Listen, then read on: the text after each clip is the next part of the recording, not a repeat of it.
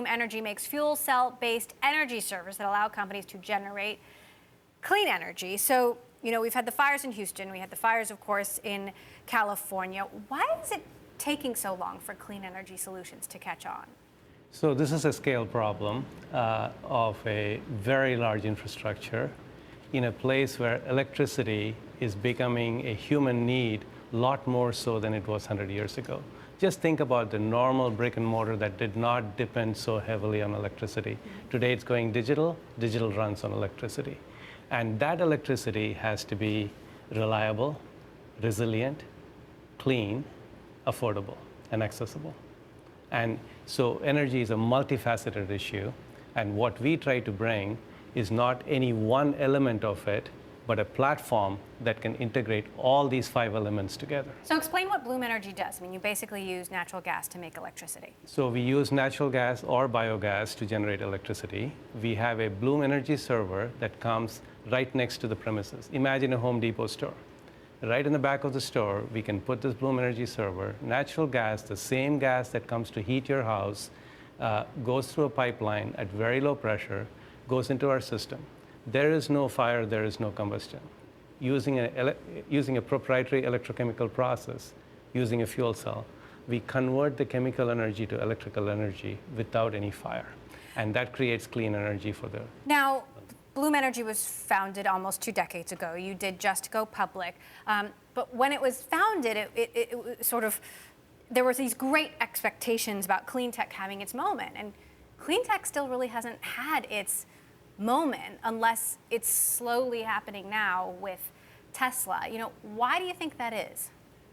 If you look at the first cell phone and how long it took for cell phone to become commonplace and mainstream, if you look at the first PC and how long it took, it was about 3 to 4 decades. So if you look at where we are on that curve, I'm extremely confident. Already we are becoming mainstream.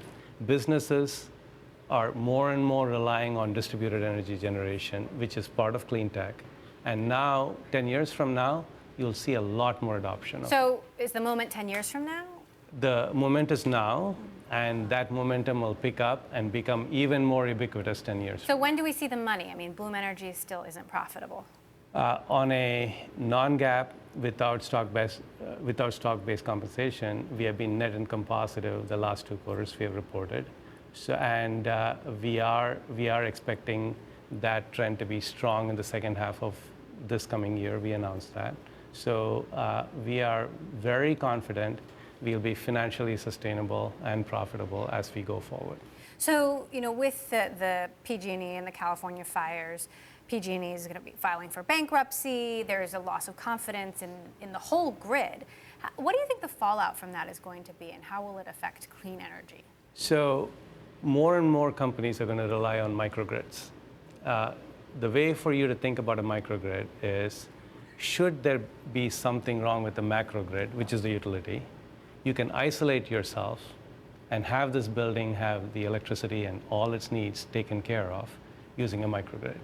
And those will be Bloom-like systems along with other energy sources integrated, storage, solar, whatever you have, into a microgrid. In the last 3 years, we have had more than 50 installations of microgrids for our corporate and industrial customers. In fact, just now we're going to announce today and tomorrow two different companies. One is Extreme Networks. Their headquarters in Silicon Valley, because they've lost power so often, are using a microgrid for their headquarters. So you actually power some big customers, big tech customers: Apple, AT&T, SoftBank, Walmart, Home Depot. As the grid changes, how do these problems with outages and, we just saw a big Facebook server issue, how do those problems get smoothed out? The microgrid will be significantly more reliable and more resilient. Let me give you an example. We actually powered the Osaka fish market.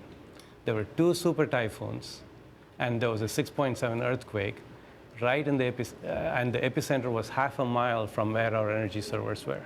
We continued to operate through the super typhoons and the earthquake in spite of what happened. All right. And that's the reliability. That's the resiliency.